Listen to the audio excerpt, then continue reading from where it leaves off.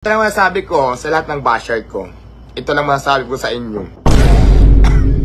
Nagtitrick, may nagbigay sa akin na Diwata, regalo ko sa iyo. Parang nakalagay sa ano? Sulat? Hindi. Parang nakalagay sa sa tubig na parang may isda. Hindi ko alam kung patay na o ano. Tapos parang may kasama pa yung, hindi ko alam kung isda yun. Basta sabi niya, Diwata, may camera eh. Diwata, regalo ko sa iyo. Sabi niya, katutin kami sa bayabo. Sabi ko, ay, nakatakot naman yun kasi nagulat ako eh. Kasi imagine mo, di ba, nasa... Ay, pinaprank ka, parang... Hindi ko alam kung regalo o nagtitreat lang siya. Tapos nung... Prank yun. Tapos nung...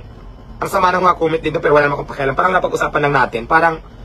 Kasi ganyan yung regalo sa iyo eh. Brands. Kaya ginanon mo pero subukan niya yung pera-pera ganyan. Natural, kung bigyan ako ng pera, di ba? Lahat naman tao kailangan ng pera pero hindi po ako nanghihingi. Di ba na pumusino ay hindi po maganda yung pakitaan mo ng masamang attitude na dumadayo dyan. Kahit ayaw mo magpa-picture, daan mo sa magandang salita, maintindihan nila yan kasi tao yan sila. Customer mo yan, Diwata, pasalamat ka sa dinudumog ka ng mga tao. Yung ibang tindahan naghatid ng, ay, hindi dahil porque pumunta ka dito, magpapa-VIP ka na. Hindi po ako ganun. Huwag ka na lang pumunta kung ganun ang gusto mong turuin ko sa'yo. Lahat naman kasi in-entertain ko. Minsan lang talaga pag busy ako. Bastos na nga po yung iba eh. Diba? Hilahin ang liig niya eh. Yung iba, bigla na lang hilahin, bigla na lang yayakap dyan na nagugulat din ako minsan. Diba? So ngayon, kung yan ang ano mo, yan ang post mo, wala akong pakialam sa'yo kahit hindi ka na pumunta dito. Alam kong dumating sa point na babalik ako sa pangangalakal or wala nang kakain sa akin, wala akong magiging problema. Yun lang naman yan eh. Huwag mo lang ipamukha sa akin na pipilitin mo ako na gusto ko sundin yung gusto mo dahil pumunta ka dito, nag-import ka sa halagang 100 pesos tapos obligahin mo ako. No!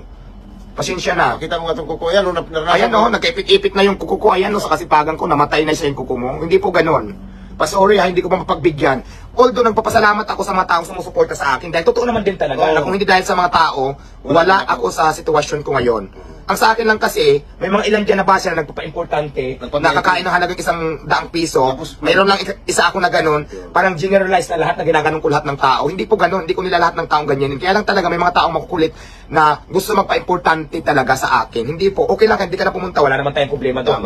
Dumating man sa point, to the point na wala nang kakain sa akin, why not? Wala naman problema kasi kayo yan, hindi, wala akong magagawa dyan. Maghanap ng ibang racket, maghanap ng ibang pagkakitaan para mabuhay ako. Yun lang naman ganun kasimple. Pero kung ipopost nyo sa akin na kakain ka ng 100, magpapa-VIP ka, hindi naman ako ganun magtrato. Buti nga kayo, nakakain kayo sila ng masarap, no? Tayo, hindi tayo nakakain doon. Hindi, sabihin nyo ng attitude ako, yun talagang ugali ko. Di ba? Noon pa man. Gusto ko prangkahan tayo. Di ba? Sabihin mo ng attitude, sabihin mo na kung anong gusto mong sabihin. Basta yun, ikaw yan eh. Ito rin ako.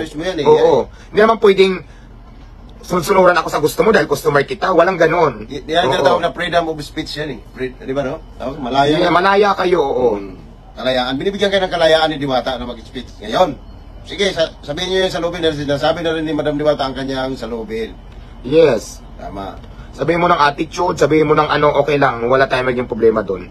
Basta ako, bigas daw. Kung ayaw ko maging plastic, sabihin ko rin yung gusto kong sabihin, di ba? Tama. Hindi dahil nagbayad ka ng 100 pesos, nang galing ka sa malayong lugar, na hindi ko naman sinabing pumunta ka, tapos, gusto mo lahat ng gusto mo gagawin ko kahit na hindi naman tama, hindi naman pwede. So, I don't care talaga. Wala akong pakialam. Maninira lang kayo, sasabihin mo lang malaki ng ulo. Hindi ganun, ikaw nga hilahilain ng ulo. Hilahilain sa liig, sa baywang, balikat. Sige nga, hindi ka pa mairita niyan. Wala kasi ako noon, absent ako noon, hinahilala siya eh. Love na love ko tayo. Pero, again and again, I love you pa rin. Yung iba kasi talaga dito na pupunta, naku, sa dami na nagko-content. Talagang maghanap yan sila ng konting maliko kasi yan na maraming views eh. Marami na nga nakikisaw-saw, hindi ko lang pinapatulan kasi isip-isip ko. Ang dami nga. Bakit ko sila papatulan? Wala naman yan itulong sa buhay ko kahit kailan. Saka maubos lang ang oras mo doon. Oo, katiting na buhay ko, hindi naman yun ang ano. Naman ang sakit sa puso. Ito lang masasabi ko sa lahat ng basher. Mamimiss daw niya kayo pag nawala.